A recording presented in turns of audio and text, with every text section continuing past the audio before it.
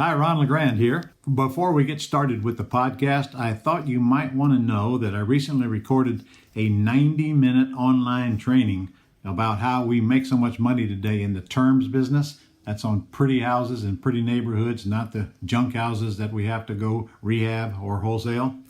I go through step by step on exactly what I and thousands of my students are doing right now to make the fastest and the easiest money in real estate without using your money or credit. If you're interested in doing just that, go to thementorpodcast.com/free training. See you there. Welcome to the Mentor Podcast, where the most highly motivated entrepreneurs come to get their weekly dose of financial stability with host Ron LeGrand, as well as other nationally recognized thought leaders who will teach you how to get, grow, and protect your wealth. Well, hello, everybody. Welcome to another edition of the Mentor Podcast. Ron LeGrand here. My special guest today is DeShong, a guy you probably haven't heard of, but most certainly will after today's call. This guy does about 400 wholesale houses a year, which is mind-boggling even to me. Has a big history in business, co-founding businesses, one of which he wants to tell you about, because I'm sure you're going to want to be part of it, and Wall Street experience, and started at the age of 18, for crying out loud. I could barely talk when I was 18. How you doing, Josh? I'm great. Thank you so much for having me on here today, Ron. Well, I don't know anybody that knows more about you than you, so I think I'm just going to let them tell them how important they are, and go from there. And then I want to get in this conversation about how in the world can anybody wholesale 400 houses a year. All right. Yeah, absolutely. Sure. So, yeah, I started at 18, like you said, right out the gate, knew nothing about real estate. I remember after I became a real estate broker. That was my birth into the real estate space. And I remember I passed my real estate license, and I was doing my first transaction, and it asked me I had to fill in a blank for earnest money. And I was like, wait, what is that again? So yeah, I got into real estate at 18, knew nothing about the space, started investing. So that was about 2006, 2007.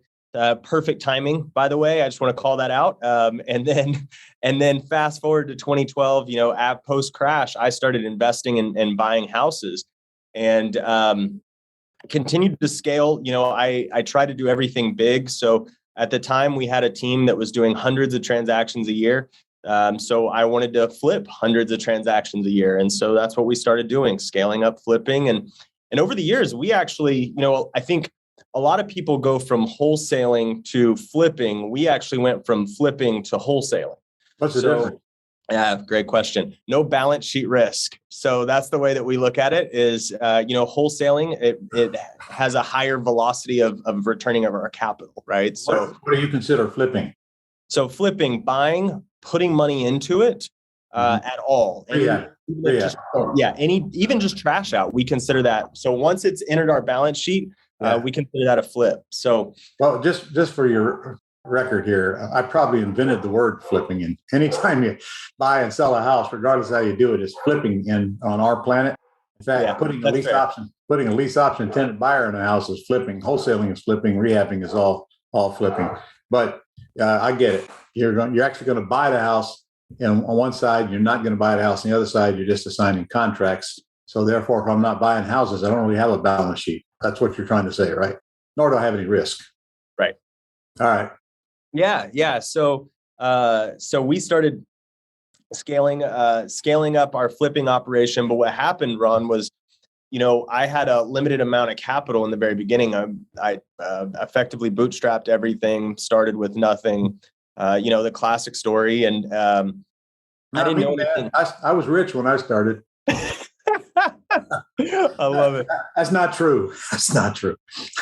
I don't know many rich people that are starting in it. So yeah, you're right. Okay. But no, so I started scaling the business, and what happened was I was flipping houses, and we built this marketing engine, and we were buying houses at a pretty consistent pace, but I couldn't afford all the houses we were buying. So we started selling off the houses slowly. And then, so that was 10% of our business. Then it was 20, then it was 50, then it was 100. And so we just made the decision, we want to stop investing and taking down properties for a long period of time and just focus on turning as fast as we possibly could. All right. So first of all, how many states are you in? So right now we're only in Texas and Florida. So we're in Dallas, Houston, and Tampa and Jacksonville. Yeah, as you were out discussing, you're in my city. You're interfering with my houses that I should be buying. You were on the list for us to call before we came out there. You and I just made a deal that I'm going to get all the houses you get in Jacksonville, right? Yep, there you go. There you go. Yeah, okay. All right, that's what I had to do to get on the podcast, right? Yeah, right. So listen, you 400 houses a year. Coming back to that, what is your average profit per wholesale deal? Yeah, so per wholesale, we're at about $24,000 a pop. That's really good for wholesaling. Of course, in this market, I'm sure you'll agree the whole country is full of greater fools paying way too much for these properties, which does make it easier when you can sell them for more than they should be paying for them. Who do you sell to? I know you must be selling to some hedge funds as well as some individual investors. So great question. We actually built a marketplace, and that was what you mentioned earlier, called Trelly, Trelloy. That's an app. Okay. Yep, it's an Guys, app. write that down, Trelly, because you're going to want to get on that app. All right. Yep. So the way it works is we acquire wholesale deals, and we actually post them on the Trelly app. And there's north of 15,000 investors that are actively using the Trelly app or website today. But none in Jacksonville, right? None. Only Ron LeGrand is the only one in. You're full of it, Josh. Yeah. All right. So we've got all these different investors on there, and they effectively bid against each other to find the most optimal price for the wholesaler or the investor who's selling it off. So that's how it works. You go on there and you just bid, and you have an ending date and time of the bid. Yep, so exactly. So it's a wholesale auction. Yeah. Okay. Yep. And so some wholesalers will put up videos, giving you video tours. Some are setting up times. We that's one of the things we do. So we schedule like a 1-hour visit where people come in to the property and they can look and ask questions or whatever, and then they can submit their bid from their phone or their desktop computer once they get back to it. Do you find most of your buyers are from out of town or from in town? I would say majority of the buyers right now are in market. So most of the Jacksonville buyers are in Jacksonville or very close to Jacksonville. Okay. So that means if I attended one of your open houses, then I could meet a whole bunch of people who could sell me houses, huh? Yeah, absolutely. And, at the end of the day, that's not competitive because we just are, our mission, Ron, is to make real estate investors more money. Our mission is to make this business work more seamlessly. Of course. How do you get paid as the owner of the Trelly app? So today, for a limited time, we're actually not charging anything for its use. So we only make money on our own wholesale deals, and we're providing the Trelly marketplace free of charge today. Well, that's kind of nice of you. All right. Yeah. So basically, you created this thing for your own use, and now you're just sharing it. But you're also got an immediate outlet for your houses. All right. So you're only in 2 states. Where? Let's start with you'd say you do 400 a year, Josh. What does your organization look like right now? Yeah. So they're all virtual, right? No, definitely not. No, we have in Dallas, we've got an office space with engineers, marketing, administrative, contract coordinators. Now, from a virtual perspective, we do let anybody work from home or the office, but we still fancy the office. No, I didn't mean your staff. I meant your sales are all virtual. So, I mean, do you actually send people to look at the houses when you're putting them under contract? Yeah. So we have a few associates in every market that we exist in that actually physically go out, meet with homeowners about the property, talk to them. And then they're the ones, if we have a showing where we allow investors to come through, they're the ones who are at the property answering questions for prospective investors. Do you really feel like you need to actually have the showing as hot as this market is right now? So we've gone back and forth on this. We've actually run experiments and we are getting similar outcomes with or without the showing. The thing that we like about doing the showing is it allows the investors to kind of wrap their mind around, hey, I'm going to have to replace this cast iron plumbing, things like that you just don't see from the photos. And so we're finding that it's creating a better win-win when we do the showings, but we're experimenting with some other solutions there to maybe eliminate the showing, but to give the investor who's buying the property confidence. That's what we really want to do. I can give you a tip. You can put a camera. You can put a camera in somebody's hands and have them walk through the house and put everybody on Zoom that's interested in it, and save them from going to the house. Because I'm going to tell you right now, as an investor, as a buyer, you'd have a hard time getting me to physically go to the house and during a 1 hour window, but I might sit here and watch it. And, you disclose everything you see, and just, the truth is, in my experience from all the other folks that I talk to that are doing multi-state, they don't even touch the house. Yeah. Because it's going to sell. People will come from all over the country to buy it in this crazy market. So you get it under contract, and then you put it on check title first. Yep. Okay. Then you put it on trolley. Yep. Then on some of them, you have this 1 hour open house thing. Yes, sir. And then you take offers and take the highest bid during the 1 hour open house, or is there a time frame afterward? We take bids up until the expiration time that's listed on the listing on the Trelly app. Usually it's about 15 minutes after the hour, 15 to 30 minutes after the hour showing happens. Is how we do it. Okay, so back to your team. How big is your total team to do these 400 a year?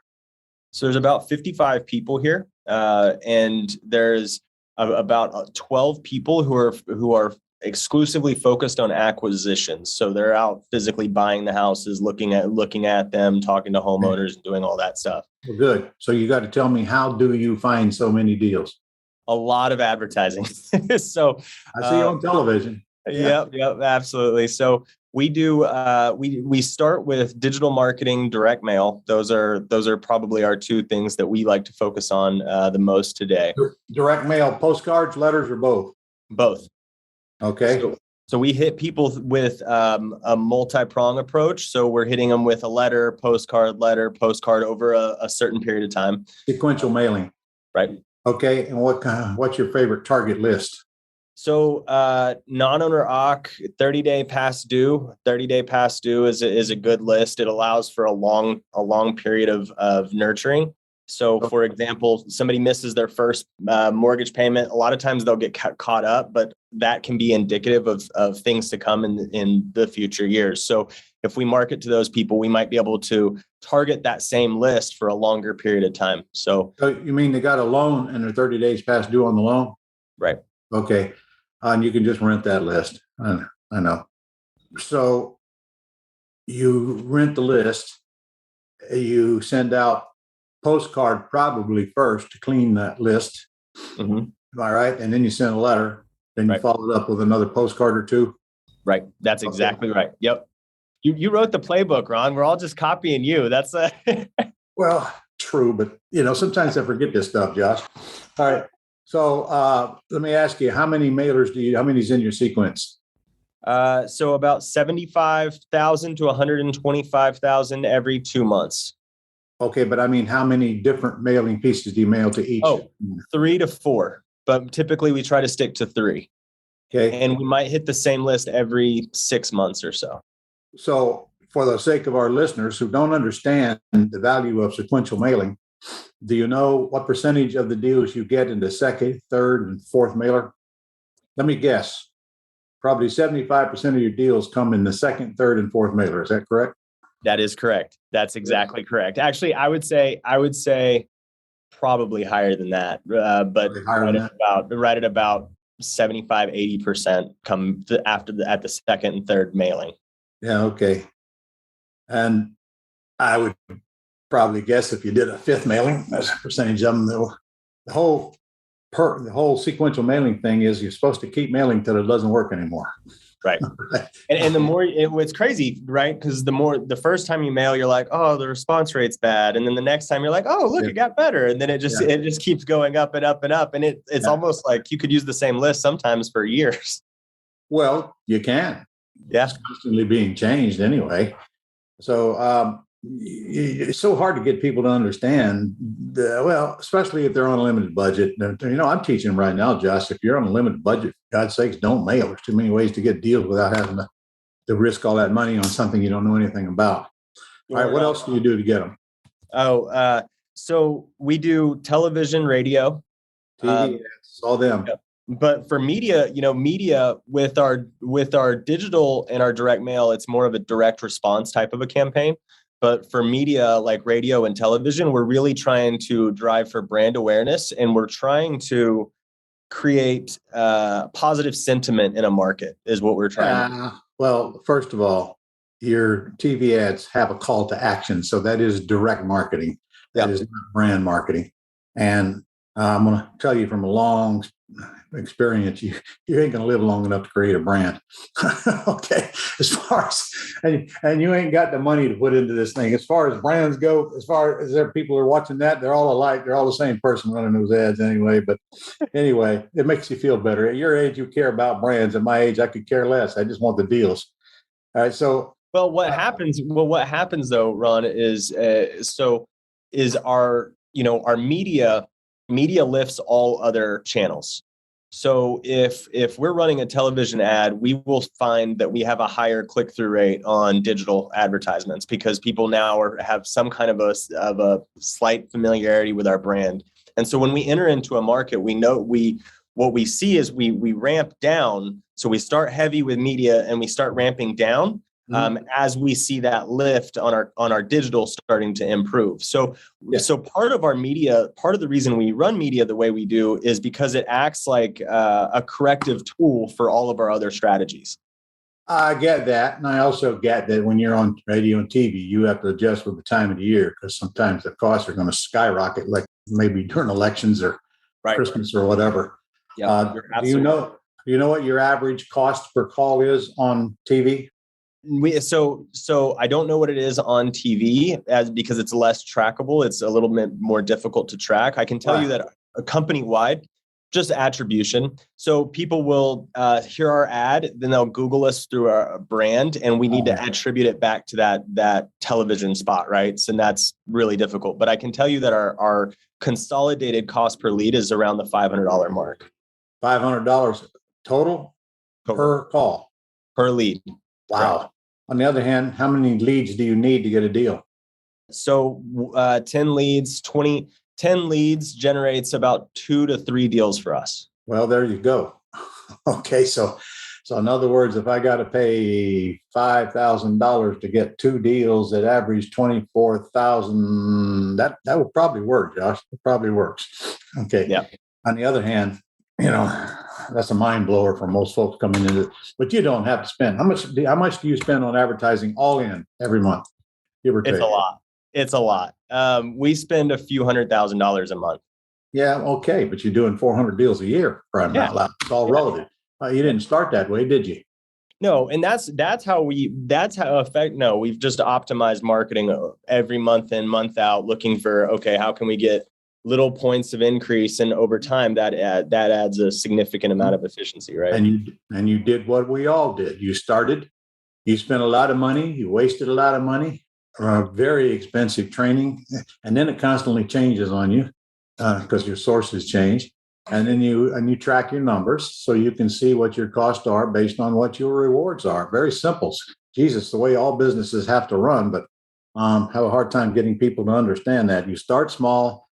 You ramp up what works, you kill what doesn't, you try to always replace your controls, and you just keep going. And that never stops, honestly. You never get to the point where you say, I got all the answers, so we don't have to quit testing anymore. Right. It's always changing. Yeah, you've been around this for a little bit, I can tell. I teach this crap. I used to. So what else do you do? TV, radio, direct mail? So, and you called on it. You actually hit on something important, Ron, a second ago, was that it's always changing. So our marketing mix is a fluctuation based on what we are able to measure. So we are constantly changing how much we're applying towards digital or direct mail, TV or radio. Yeah.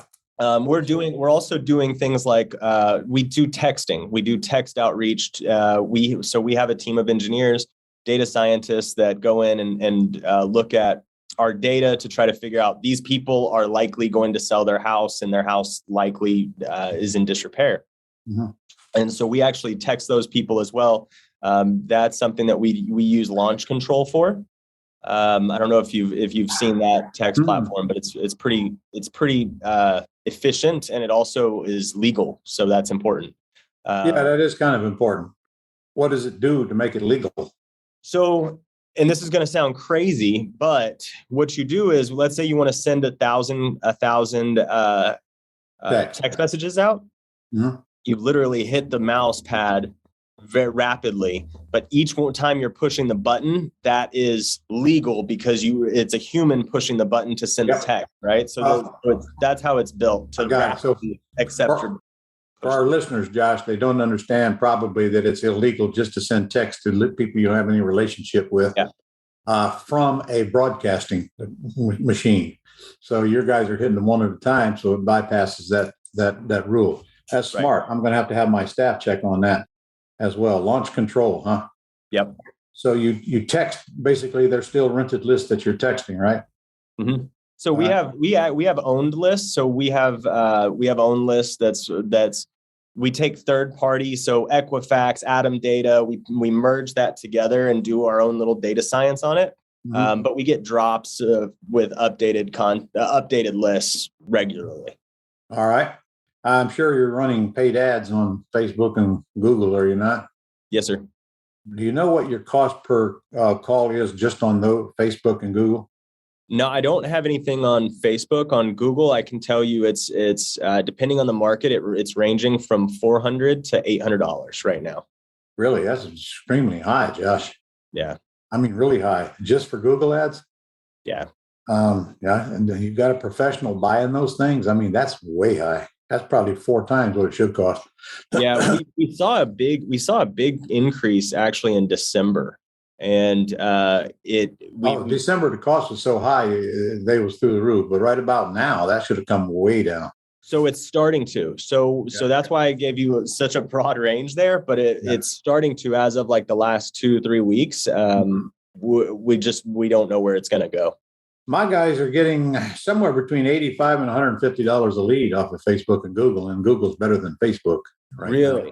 now. They're getting 1 out of 9 conversions. 1 out of 9. That's incredible. That's really good. I'd love to talk to your search team. Well, they're using Jason Drone. Okay. DROHN. He seems to be the buyer for other real estate investors. Okay, so what else do you do? We have I think I've pretty much named just about everything. We've tested billboards in the past. We haven't had as much success with them.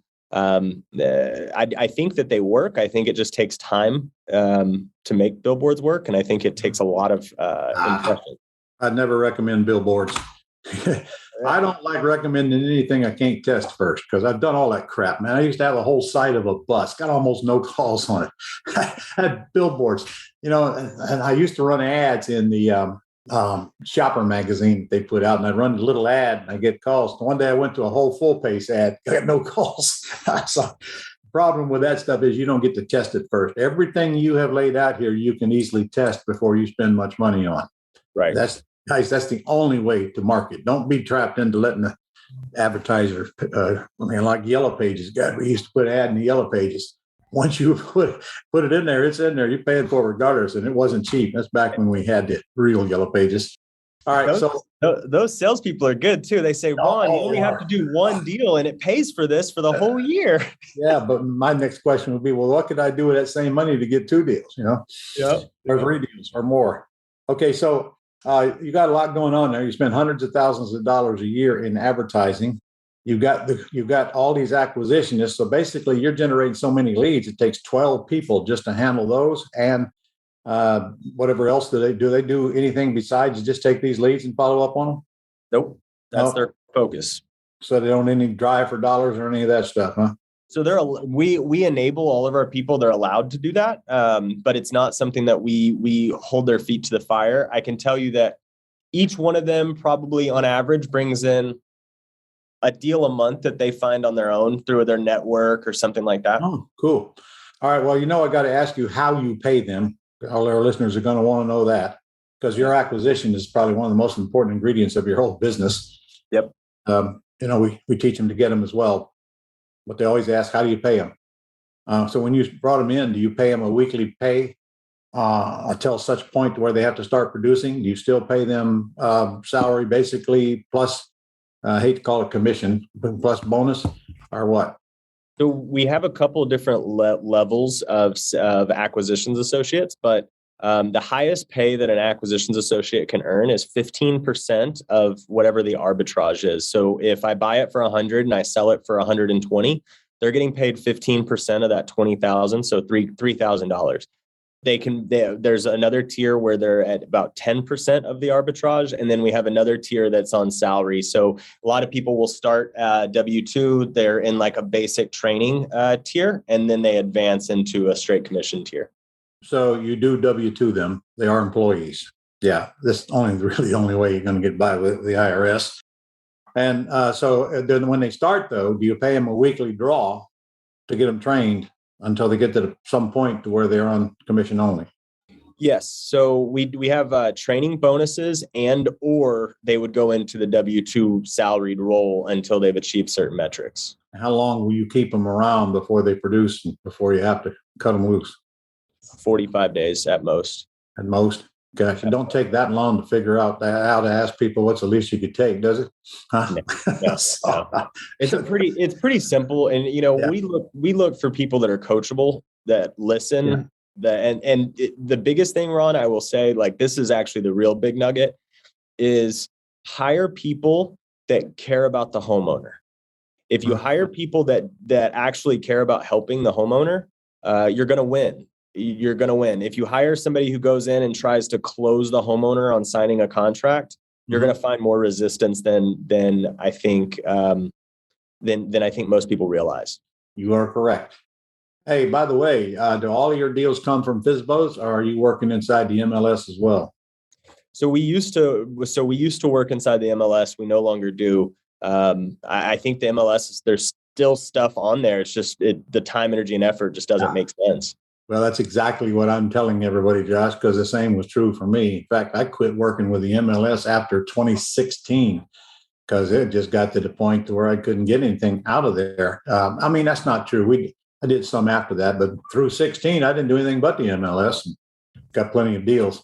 But today, it's kind of worthless as far as finding these wholesale dealers. So we got to get into the world of FSBOs, guys. If you're listening, I keep pounding and pounding and pounding. If you want to do what Josh does and be like him when you grow up, then you better get into the world of FSBOs. Downside, you actually got to do some work and spend some money to find people.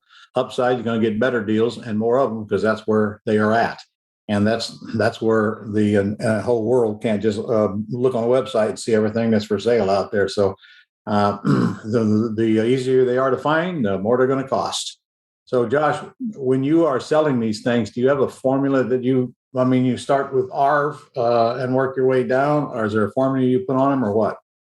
Yeah. So, we work our way down in the exact same way. What I think would be formulaic by market is in Jacksonville, the return is higher than it might be in Tampa. And so we buy cheaper in Jacksonville than we do Tampa. And we do that by measuring the absorption rate or the months of inventory. That's so we're looking at what's available in the market versus what is sold, how much economic pressure is there, and that determines how much of a discount we need off the ARV.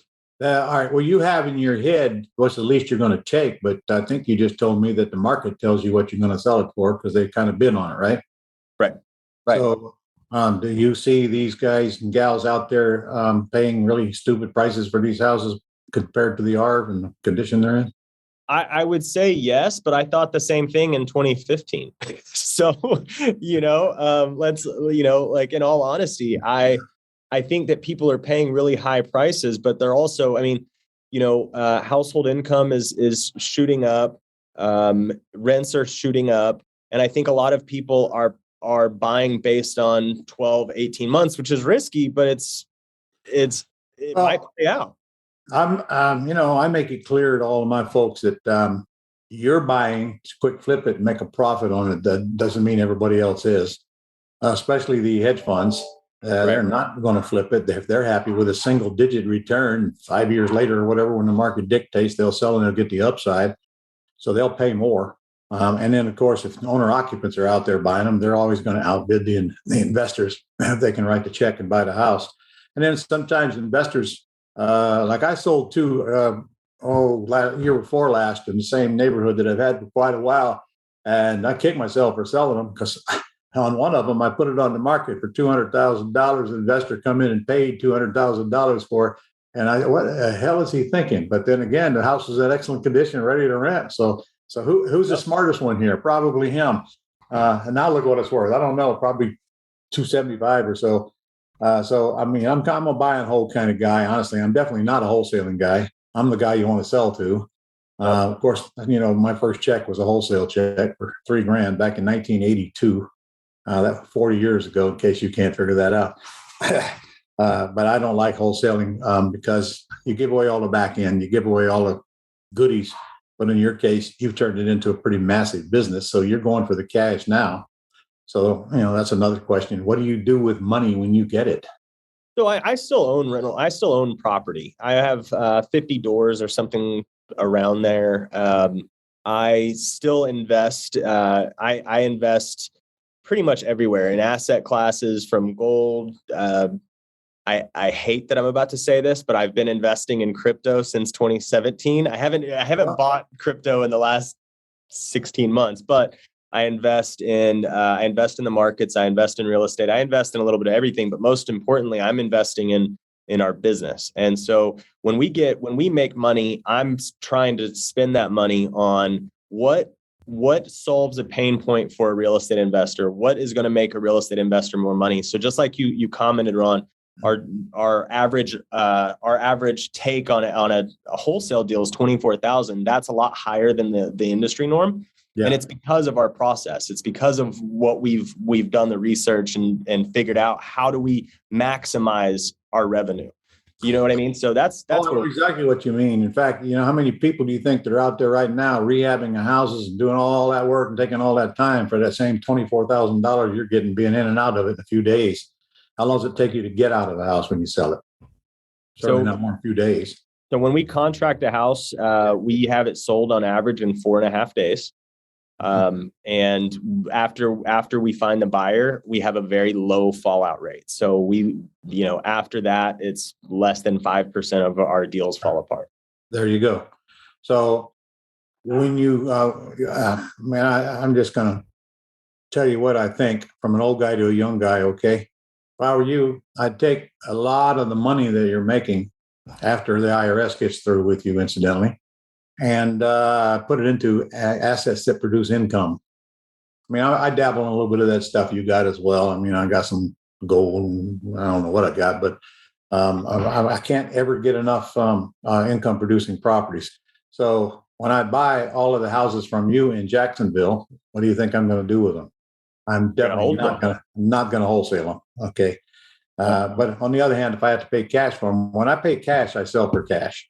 When I buy on terms, I sell on terms. So I'm in the terms business, as you know, and I get all the goodies out of the properties. You're just getting one check and you're gone. So, but you're not a real estate investor. You're in a real estate business, and that's two different things. Okay. So if you had to give our listeners one piece of advice that you've learned that you think it would help them prevent a lot of mistakes, what would that be? Putting you on the spot here. It's not about the answers to questions. It's about asking the right questions. And that's asking yourself, asking homeowners, asking everyone the right questions. And I guess probably tagged along that is asking for help. Always. Yeah. Something us men are reluctant to do. It's called testosterone. It's not our fault, by the way, Josh. We were born with it. And if we're men, we have to reinvent the wheel because there's no way something is working perfectly can stay that way without us fixing it. So we got to get over that. All right. So if you had to start all over again, would you do anything different than what you've done? I probably would jump right back into investment. If I started all over again, I would go back to being a flipper, or I would be focused on the landlord game. And then maybe I would transition back into wholesaling, but I personally would not start wholesaling. You wouldn't? Why? No. To your point is that when you're brand new into the space, you want to get as much value out of the property as you possibly can.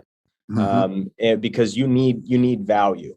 Where the stage of my career and my business where I'm at is I need velocity, not value. So my velocity will build my value. So I would get back in and I would try to take as much value out of every deal I possibly could. And then I would bankroll that into something else, into rentals or something to that nature. Have you ever heard of work for equity? Oh, yeah. Well, I invented that. And what I've done in the past is I take some of these properties that are not in horrible condition and sometimes not even livable, and I put work for equity tenant buyers in them in Florida, as is where it is. Let them fix them with their own dollars and be responsible for all the repair. And they never go get a loan. They just don't. Yeah. But it's a way to hold on to the properties. In Texas, you got to sell them with owner financing. You can't lease option them, but same difference, same end. In fact, I know some Texans out there that do 100, 200, 300 deals a year where they're just buying and selling with owner financing. It's a huge empire. Yeah. And of course, in Texas, you got the fastest state in the union to foreclose on them if you have to. Yeah. Now you get thousands of dollars up front and no hassle with the repairs, and you get them back and you keep doing it again. And the point is, a few years later, you look back and your values have doubled and all your debt is paid off because it's using private money probably anyway, but it's such a cheap houses. It's a small outgo. And usually, you got to do it with cheap houses. It works better with cheap houses.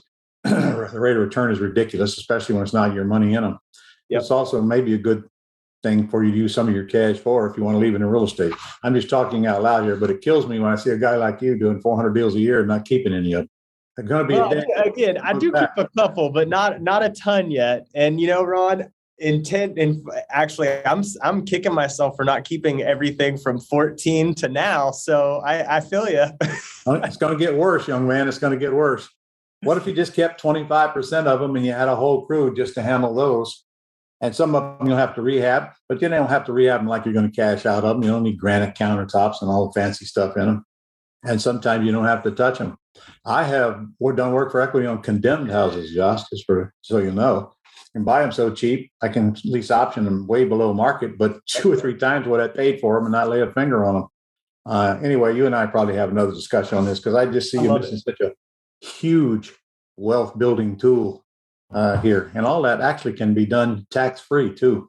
Yeah. So, to your point, I love owner finance and lease options. I think they're phenomenal. Like, I never got into the terms or really anything creative. I just never did. But knowing what I know now, that's the kind of area I would probably dive into because to your point, you squeeze the most value out of it. You retain the asset as long as you possibly can. Yeah.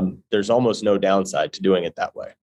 No, it's all upside. Get all the goodies. All right. Well, anyway, my sermon is over.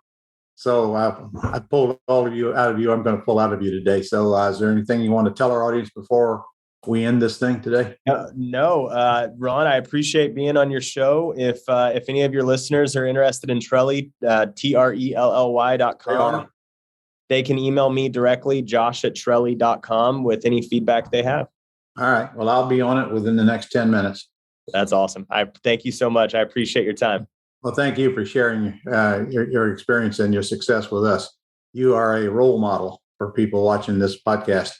And especially at your age, man, I didn't even get started till I was your age. I didn't know how to spell real estate till I was your age. So you really got an advantage. And, you're going to grow this thing. And, I'm guessing your exit strategy, if you thought about that, is probably just going to sell it because you got a machine that you can sell for big, big, big money. All right. Thank you. Hey, thank you. And it's been a pleasure. And again, Ron, you're the real legend here. So thank you so much. That's just because I'm old, man. That's all. No, half the stuff you pointed out was incredible. So I just appreciate it. I really do. You taught me something today. So thank you. Thank you, sir. That wasn't the intent. You were supposed to be teaching our listeners, but I can't help myself, man. I missed it. All right. All right. Thank you, Ron. I appreciate your time, buddy. Thank you, John. Bye. That's all for this edition of the Mentor Podcast. To connect with Ron and learn how you can attain financial freedom, as well as up-to-date strategies to grow and protect your wealth based on today's discussion, go to www.connectwiththementor.com.